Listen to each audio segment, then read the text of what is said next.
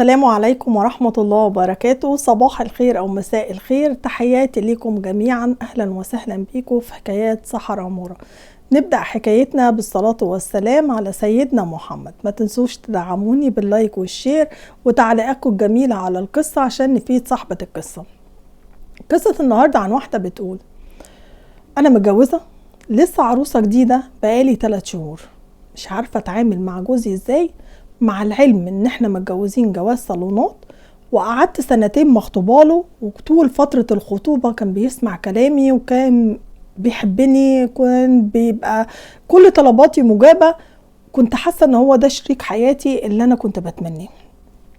كان بيحصل معانا في بعض الاحيان، كان بيني وبينه بيحصل خلافات، بس خلافات هبلة يعني. كان هو اللي دايما بيجي بادر بيصالحني، وكانت بتعدي الدنيا على كده. كنت حاسة ان هو زي الخاتم في صباعي. من ساعة ما اتقفل علينا باب جوزي ده اتبدل. من ساعة ما اتجوزنا طول فترة ال3 شهور، حتى في اسبوع الجواز شهر العسل يعتبر الاولاني، كان كله خناقات ومشاكل. انا عايزة جوزي يسمع كلامي، انا عايزة جوزي يمشي ورايا مكان ما اقوله يمين يمين شمال شمال.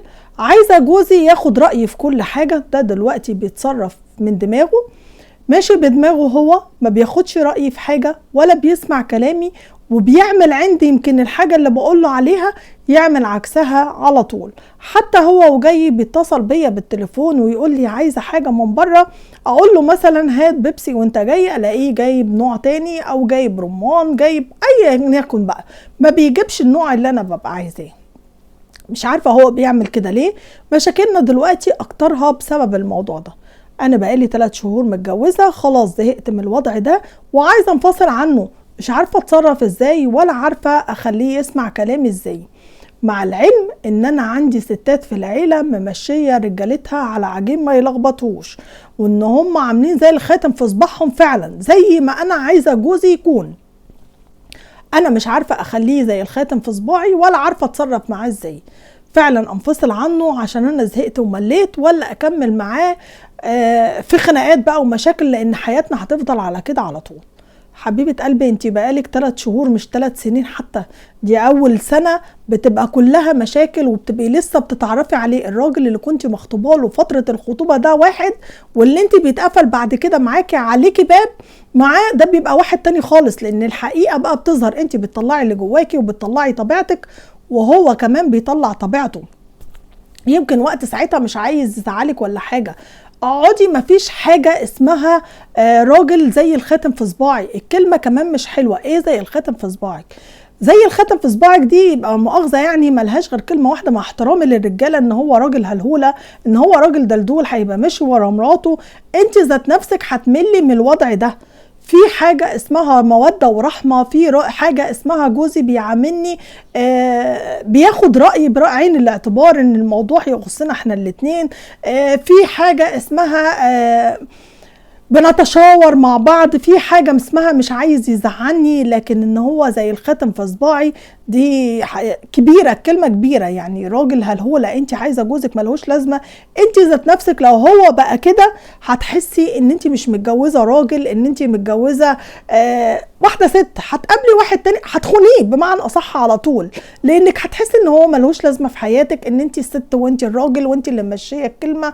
لا، الراجل راجل والست ست. اما الرجال قوامون على النساء ليه؟ كل واحد ليه شخصيته. في حاجة اسمها بالتفاهم ناخد رأي بعض، في حاجة اسمها يعاملني بمودة ورحمة، في حاجة ان احنا الاتنين نبقى شخص واحد، احنا الاتنين مع بعض نتناقش مع بعض برأي واحد. يبقى آراء، ناخدوا آراء بعضينا، مش يسمع كلامي. لا، ممكن يحس في وقتها ان رأيك انت اللي صح، وفي كلامك صح، وان هو لازم ياخد برأي بعين الاعتبار رأيك. مش لا انا هقول الكلمة دي يبقى هو ماشي ورايا وان هي كلمتي اللي لازم تمشي. على فكرة لو عمل كده انت هتحسي ان هو راجل ملهوش اي لازمة في حياتك. هتسمعي هتاخدي اول سنة تاني سنة، بعد كده هتحسي ان هو راجل هلهولة. ايه اللي انا بعمله ده؟ ايه اللي هو بيعمله؟ هو ملهوش لازمة في حياتي، انا ده ماشي ورايا انا على طول. هتملي وتزهقي انت بس عشان لسه عروسة ولسه جديدة عايزة تتحكمي في كل حاجة. لكن مع مرور الوقت صدقيني هتزهقي. الراجل اللي بيبقى شخشيخة ده بيبقى ملهوش لازمة بعد كده، ومراته بتخونه لان هي بتبقى حاسة مفيش راجل معاها، عايزة راجل. بمجرد ما الراجل تشوفه بعد كده بكلمة حلوة ان هو يبقى شخصيته اقوى من جوزها، صدقيني هتخونيه معاه على طول. لكن الراجل اللي هو بيعمله بيسيبك وينزل عشان ما يحصلش مشكلة بينك وما بينه، ده عين العقل، ده راجل عاقل بيتصرف بعقل. لكن هتقعدوا بقى انتوا الاتنين، هيفضل قاعد في البيت انت تغلطي ولا انا عايزه حقي، وتفضلي طول النهار شغل الستات ده اللي تزعق وتعمل. لا، ما هو لازم هيبقى في النص هيديكي كلمه يتعاركوا مع بعض، هتحصل مشكله كبيره، يمكن بيخرج عشان خاطر ما يحصلش انفصال ما بينكم. و3 شهور يا مفتريه وجايه تقولي عايزه انفصل عنه، تنفصلي عنه بناء على ايه؟ ان هو مش خاتم في صباعك زي ما انت ما بتقولي؟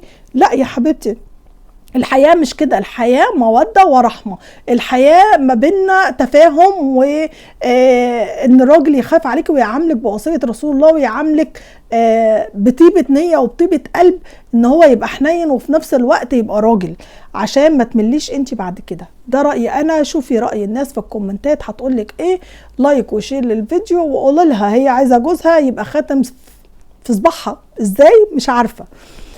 دي قصتنا وحكايتنا النهاردة. لايك وشير للفيديو، واحلى تعليق على القصة من عندكم، والسلام عليكم.